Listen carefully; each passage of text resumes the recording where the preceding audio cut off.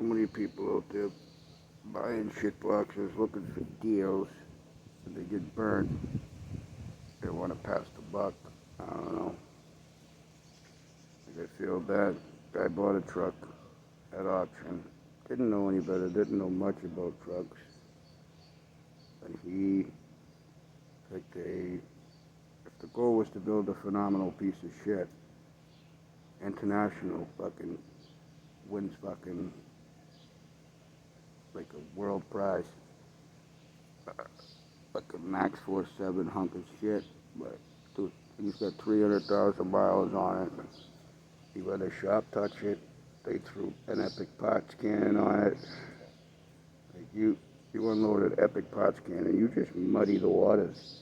Because now I got a question: if you program the computer with what software, you change the pump, you change the EGR, you change sensors, and then say, oh, it's a harness problem. You put a used computer in it to top it off. Thing's got 300,000 miles on it. It's the most I've ever seen on one personally. Because everyone fucking got rid of those hunks of shit, and it was at an auction for a reason. So it's not building pressure,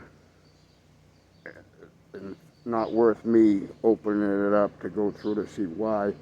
Because I know I'm likely going to come to two conclusions. Either there's a leak somewhere, and it's a fuel pressure rail, and then we got to build pressure so it fires the injectors, and we find out if the IDM's good inside the ECM, because it's one unit. But that's more money. You got to, even if you get another used computer, which we have to go see the shop that worked on it and see where they got the computer and exchange it back, make sure it's programmed right, set the recalibrations on a truck with the shittiest motor on this planet just to get it to run. And then you program it, calibrate it all, injectors. If that pump went and they replaced the high pressure pump, like I can't, from seeing what they did, I can't say that they knew what they were doing. They just fucking threw pots at it. They were pots changes. And if that pump did wipe out, it wiped out the injectors. Because it'll throw debris up. It'll have its little IPR, injection pressure regulator. It'll blow out the screen. It'll blow shit up and through into the fuel rail and down into the injectors. One could be stuck open. Like, just playing with this truck could just make things worse. Trying to figure out what is wrong if you don't know what you're doing. And this motor's I can't even go into words of how epic and disgusting the motor is. But like, they use steel sleeves. Like, they use steel valve guides. Like, they knew in the 20s, or even sooner than that, when they were first building engines, steel is not a good guide. Steel against steel is not good. Like, you weren't expecting it to last, and they knew that in the 20s. That's why they went to bronze and shit like that, and you could replace bushings and guides with that. This motor doesn't have that. It's International knew they were cutting corners and trying to make profit. They probably checked out of making engines in general, and just figured, hey, fuck it, let's fucking sell them a truck for more money with a garbage motor with fucking junk parts, and we'll just duck out of making engines. And that's what they did. Now Cummins is in their trucks. I feel bad, but I spent a lot of time on this truck, and I told the customer, I said, we could do all this shit, but it's not worth it. And I don't see it ever being worth it. Once we do all that work, that's like even if we don't include the injectors, it's like a $5,000 job for me anyways. If you want someone that gave you, like, I have answers for you. I didn't just say, I don't know why your truck's not running. I think it's in the harness. After I unloaded a fucking Epic Parts cannon at it, it's crazy out there. But, like, you know, you feel bad. You feel like you didn't bring them any value, but you did. You told them what the problems are, what it's seeing now. And then you also told them the truck's not worth any money before going forward, because now, if I do get it running, which, you know, it all depends on how much money you want to throw at it, but is the truck even worth the amount of money we'd be throwing at it? And no, it's 1,000% not. So, and then you switch the body back over to it, you put everything back in it, you get it out on the road, you go, it's a tow truck, just so you guys know. You get it out on the road, you go get a call. You go in to tow a vehicle. Fucking engine shits the bed on you. Now you gotta tow that truck you just spent all that money on, spent money switching the body back over to it. It's I can't even explain to you how epic of a nightmare it is, but that's the gist of it. That's the small part of the story, but like the bigger story is you let people touch your shit, it makes everything harder. Because you gotta trust what that other guy did. I don't trust anybody's work. But like when a car comes right off the road or a truck comes right off the road, a piece of equipment just dies right there in the spot, just hire the right guy to fucking fix it. Like, because you bring someone in there halfway thinking, oh, I'm gonna get away with short money, it's a simple repair. It's not that case anymore. This shit ain't straight mechanical. They depend on electronics and mechanical to run. Without both, they don't run. And if you misdiagnose it, and you throw parts at it, and then you start, you screwed yourself because you already took something off that may have been part of the issue, or the whole issue, and created another one, or multiple other ones. Like, recalibrations. You don't know the system needs to be recalibrated. Like that truck needed to be recalibrated when you pulled the pressure pump off. Anytime you change injectors, ECM, high pressure pump, in the manual for that truck, it says you have to reset the adaptations or calibrations in the fuel system. Did these people do that? Most likely, well, I'm not even saying most likely, I'm going to say definitely not. The tech on the phone was scared out of his mind, said to me, just tell me what the problem was when you find it. Like, no, the truck was in your bay. And you had that opportunity. Now you want me to tell you. I said, why would you want to know that information? On what planet is that going to help you? Do you think you're going to get another one like it in the shop and that's going to be the issue? Because it's not. They're all different. It's like life. Different shit happens to different people. Like, you gotta, it's fucking, yeah, it's, the difference is you go it's sad to say, but it's like you're like a doctor, but you don't get paid doctor money. Because a doctor has it a little bit easier. Like, well, he has a long time in school and huge money to spend up front. But they tell you what the problem is. Like, these computers don't know. They see a problem, they throw a code. And a code might correlate to where the problem is, but not always. Like, that thing will lie to you. Like, your car, you get a check engine light, you get a P0420. That's telling you the catalytic converter is below efficiency. And it's supposedly not running right, and the cat's bad. That's what and a parts changer will go in there and change the cat out. But guess what the problem was? It was a fucking vacuum leak. A fucking 2-second fix. You fucking touch the vacuum line, you find out that it's leaking there. You could do it 100 ways you could test it. But you just spent $1,500, $200, $2,000 on a fucking catalytic converter. And then you still got the code back, and then you're like, well, what did this guy do? Just charge me $2,000 for that part. And then some guy comes along and tells you, oh, here, it's just this right here, and plugs it back and cuts the end and makes sure it's cut back before the split, or he jumps another piece of tubing in there, or he tightens up the throttle body, or, the intake, whatever. Wherever the vacuum leak is. But it's fucking crazy. I don't know. And I don't crawl around this shit anymore. Like, I know too much about this stuff to waste my time in sitting there and playing Legos. To pull your engines apart, pull your trucks apart, your cars apart. The best use of me is to just have me around to look at the shit, tell you what the problem is with the shit, and then let your parts changers at it. Because my back's too screwed up to fucking sit there in weird positions for hours on end and fix your shit. And the money's not worth it. My back's worth more money. My sanity's worth more money.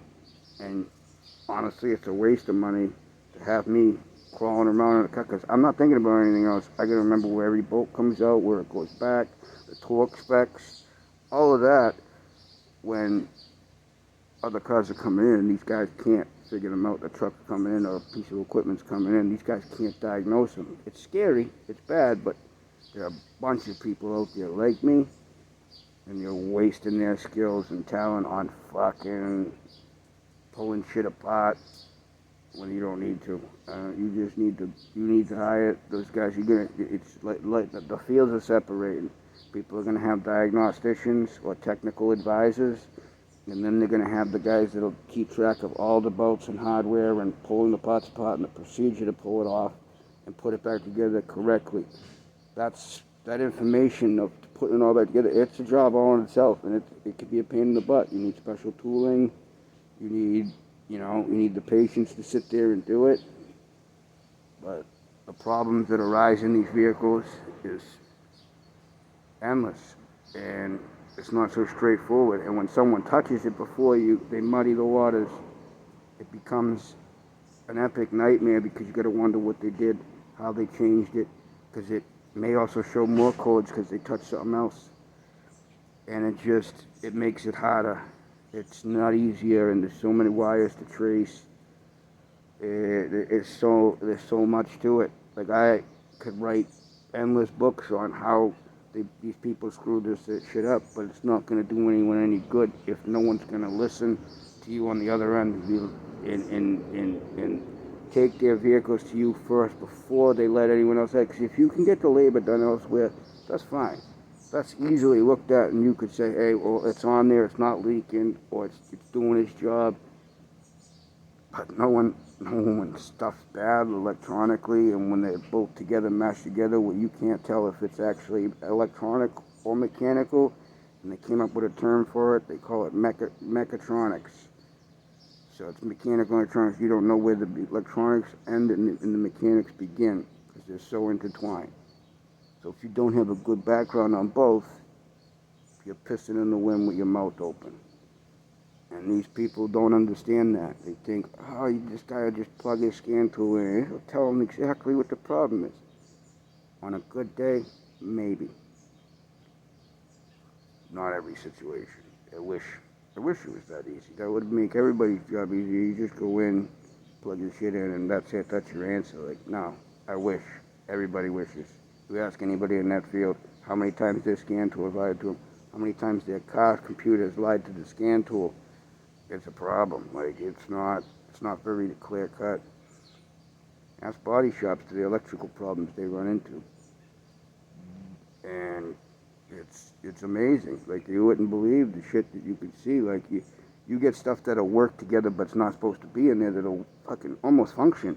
And you won't know the problem. The computer doesn't even know the problem. It's going batshit crazy, and you can't figure out why. And then you pull a part out, and all of a sudden you look at the part number on it, and fucking part numbers don't match.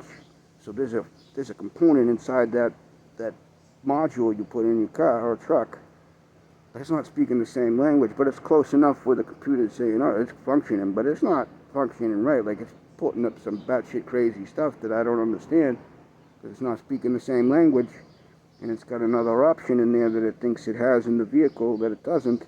It's not seeing it, and yet it's putting out another bit of information in its hexadecimal when it's communicating that it thinks something weird's going on. Like, I don't know, but I'm throwing codes.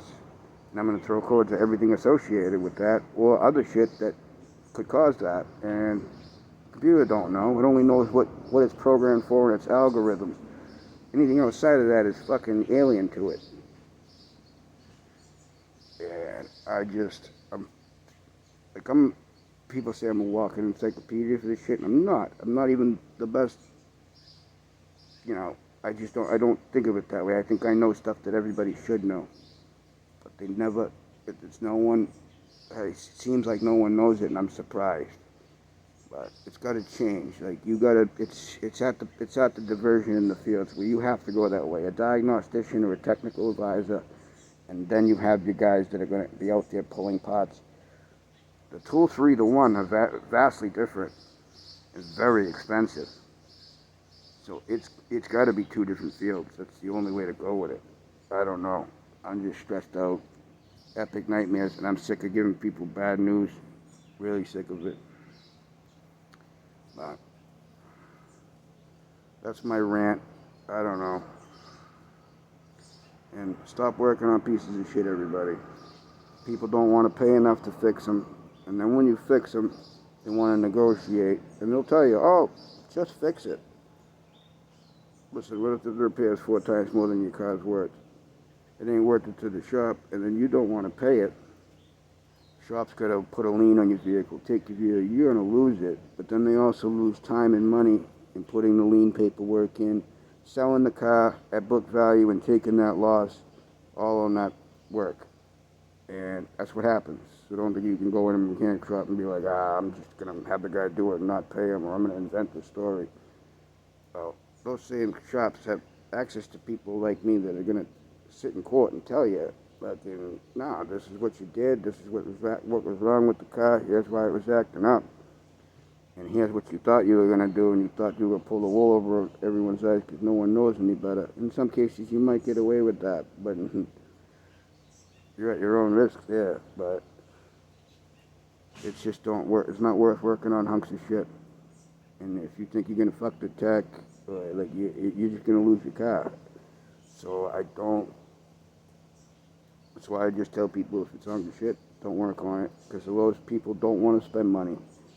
Their money's worth more to them than it actually is. Because, yeah, they probably worked hard for it, and they have to account for every dime. It's just not worth the money to touch them at that point. And they're better off going to a backyard guy, but they're probably going to get burnt there too. It's hard. It's sad that it's the case, but if the car isn't profitable to work on for everybody and the car isn't that good to you, then junk it, take it apart, and sell the pieces. I don't know. It's not my. I'm not trying to be cold here, but it's not my problem. So it's just you gotta take your wins and losses as they come. And having a car that's that bad and that old and not worth that kind of money, it's a loss unless you have somebody to work on it and pay them fair. I don't know, and you find the right guy. If it's got these electronics in it and all these electrical components, don't let anyone play with it. It's a nightmare. You're gonna be opening a can of worms. And if you're just gonna do it and not listen to this, it's on you. But you're in no position to complain anymore. If you watch this, then you know it was on you to begin with. You thought you were gonna get a deal. The guy didn't have the right tools to get the right information out of the vehicle to do the right repair. Because you weren't paying him enough either to buy the tool or justify him getting the tool. And I mean, the big manufacturers are guilty in this and trying to go manufacturer specific tools, putting functions and options in cars that, they don't meet any real quality control. They're just, this option, it's the newest option. You can run around and brag to your friends it's got this option. And then you gotta buy a $10,000 scan tool from the factory with subscriptions every year for like $2,000.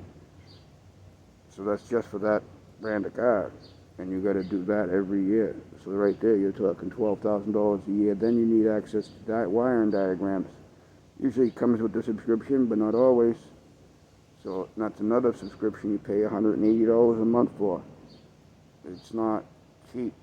And if you got a guy that's doing it without it, good luck to you. Because you can't know all the wiring diagrams of all these vehicles. And I work on a lot of different shit, but I don't get caught in the nightmares anymore. I get called out for them occasionally. And I don't like them when I get called in on them. I feel like I feel bad charging a lot of money.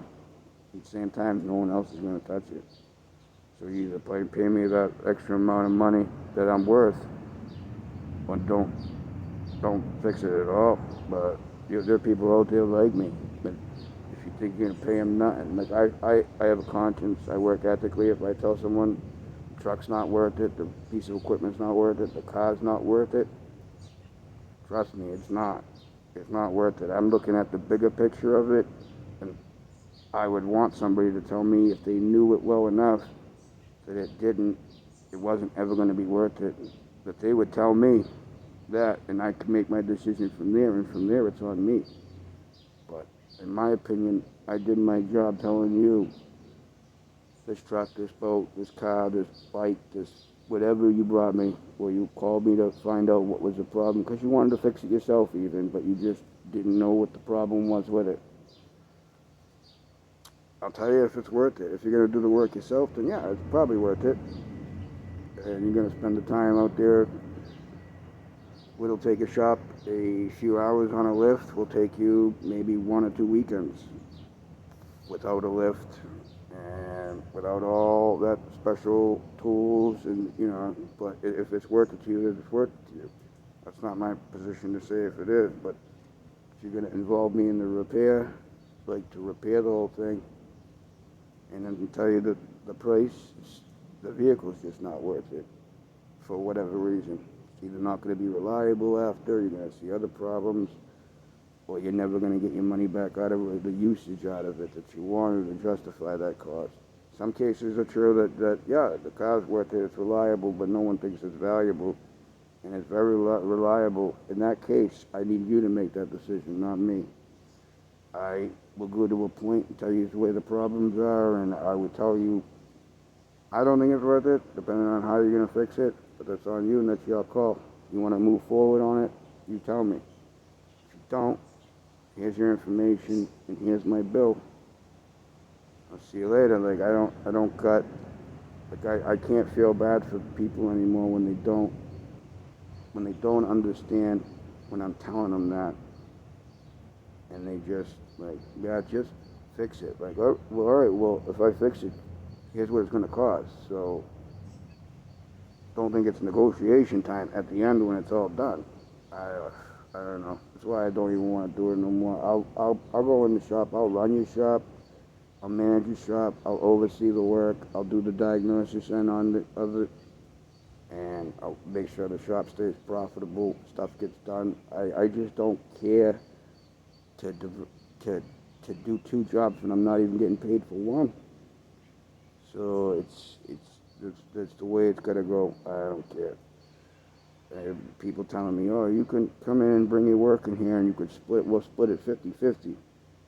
Well, that's nice of you, but I could also do that same work right in front of my house and not give you a dime of it and take 100% of it. So it's not really a favor to me to go in your shop and the outside of the roof being over my head. I don't see the benefit in it. I could walk away with 100% of the money. Why give it up? I mean, on the same token, I guess anyone can bring in cars and try and fix them in the building and not charge enough and give over 50%. But there's a lot of things that have to come with that. The shop has to be secure. My tools have to be able to be left there. More shit than you just can't leave the door open and let people walk in and out. No one knows who's supposed to be there and who's not. Like, nah. And then you got weird people just coming in and sitting in the place, walking up the aisles and walking through the bays. Like, get out of here. There's single tools in there that are worth tens of thousands of dollars. And you're just going to let people in there? Like, nah, there's no benefit to that. Stuff has to change. You got to run them right. But don't run them. I don't know. It's fucking too fucked up to explain. But yeah, that's where it's at. I don't know. I'm not trying to take anyone's job from them. There's techs in that building, or mechanics, whatever you want to call them, whatever they call themselves. They're okay. They just don't know the whole picture.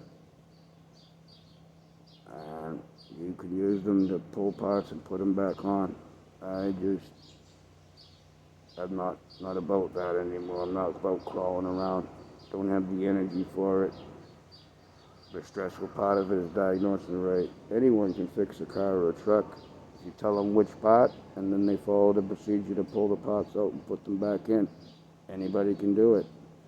Anybody can read a scan tool and plug it in and get a code and replace the part. will the car be truck, bike, boat, whatever it is, be fixed? You're rolling the dice. And when you got a real problem and you pull that out, you just made it 10 times harder. Because now someone that knows what they're doing is going to go in and spend what would normally be anywhere within an hour to find out what the problem is. Now he's got to read on specs. He's got to go read the theory of operation on that specific vehicle, how the software operates and how the controllers work. But whatever. I don't know. Just know that's the case. It's crazier than most want to say, but that's just how I can. It's just the shit shows I get involved in. I don't know. I'm fucking crazy anyways. What do I know?